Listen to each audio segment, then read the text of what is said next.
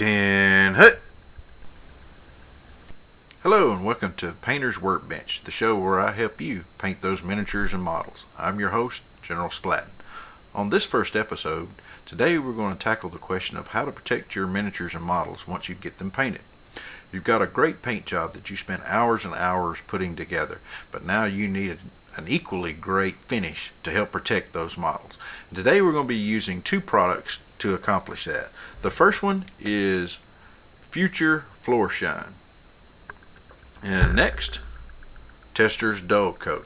Between these two products, you too can achieve a great and wonderful and hard-wearing finish for your models. So let's get stuck in. First, we have Future Floor Polish. It's an acrylic-based product that's been around for decades to help keep your tile and vinyl floors looking shiny and new. And perhaps almost as long, model kit builders have been using it to protect their models. But if you go to the store today to try to buy a bottle of Future Floor Polish, you won't find it. In a recent issue, the March 2013 issue of Fine Scale Model, they answer this very question about finding Future Floor Polish. Although it's been rebranded under different names, you can still find it, and it's exactly the same product. Just keep in mind that the product that you're looking for this is a current bottle that you'll be looking for, and also be aware that you need to get the tile and vinyl floor polish and not the one that looks identical but says the one for wood floors. Now, this is the bottle that you're looking for right here. Pledge, but you notice it says with future sign. It's just been repackaged, renamed, still the same great stuff. Okay, today for our project I'm going to be using an airbrush to shoot the future. It is a very thin product, almost like water, so no thinning required, and you just put it in a few drops in your cup and you're off to spray. The good thing about it is, since it is so thin, that even airbrushes that have small nozzles or small needles, such as this, which has a 0.2, it'll easily shoot through the nozzle without having to worry about it gunking up or stopping up. Now, for those of you who do not have an airbrush, there's still good news. You use a tried and trusted method of a brush itself. Just paint it on, and since it is a product that is self-leveling, no brush marks, and it's easily cleaned with lacquer thinner. So let's get started. For our project today, we're going to be using this Chaos Dwarf Magma Cannon. This is a Forge World model that comes from Games Workshop. First up, we take our future, just put in a couple of drops since I'm only doing the wheels. The reason being, I've already shot the model itself, but I was holding it by the wheels, and now I just need to shoot the wheels themselves. Got a little in the cup there, and I've got the compressor set about 20 psi. You can do 15-20 psi. Just play around with it until you get the best pressure that works for you, and just shoot it on about 3 or 4 inches away. It's going to come out really fast. Make sure you hit all the areas. Make sure you do the inside before I switch it back.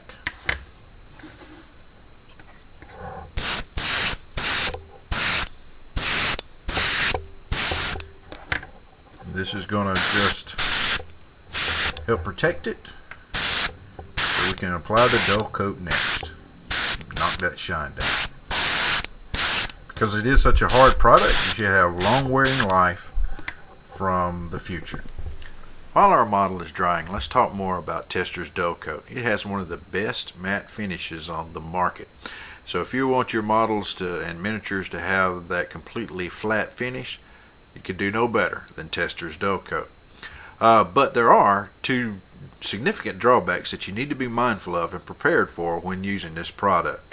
First off, it is a very thick and viscous product.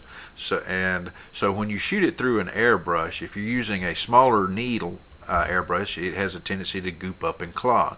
So if you're using a 0.2 needle like I am, you're going to have to clean it pretty thoroughly once you get through. Also, it has a tendency right out of the bottle to haze if you're not careful. But one of our viewers has sent along a very helpful tip, Wet Willie CCMA, says that when you get your bottle, if you'll notice that as it sits over time and you let it sit for several days, it will separate out into a clear liquid and a more dull glob at the bottom. Don't shake it up. What you do is you take a pipette or a eyedropper, and you draw off the first quarter bit of the clear liquid, and then use it. This will help protect against hazing. Also, once you shake it up, you'll need to mix this about 1-to-1 with lacquer thinner. Start with that ratio, and depending on your setup, you should be able to shoot it through. And if you are fortunate enough to have an airbrush that has like a 0.5 needle, it'll be that much easier to use. And also, if you're using a brush, all you have to do really is just shake it up and brush it on. No thinning really required. And clean up once again with lacquer thinner. Now, on to the project. Our model is now dry, so let's get to spraying the dull coat. About 2-3 inches away, just spray to make sure you get it evenly coated everywhere. Take your time. You can always go back for another pass later on.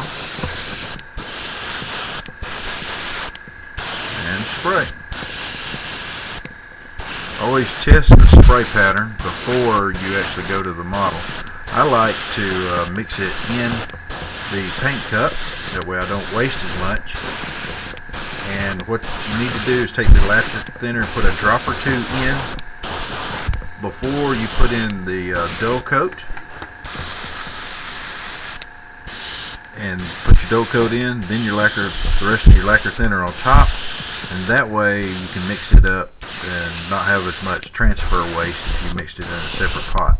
Then spray test it on a paper towel or some surface to let that first little bit of lacquer thinner run through in case it didn't get mixed up, and then you're off to spray.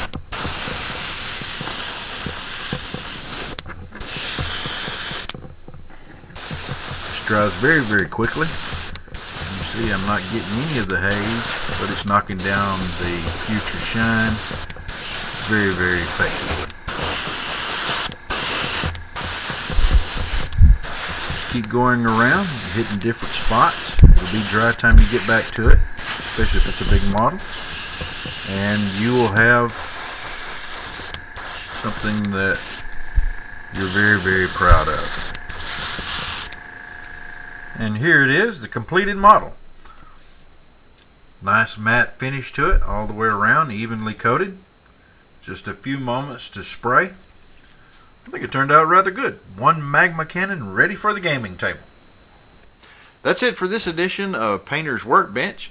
Join us again next time when we tackle another painting challenge for the miniature hobbyist. I'm General Splatton, and you're dismissed.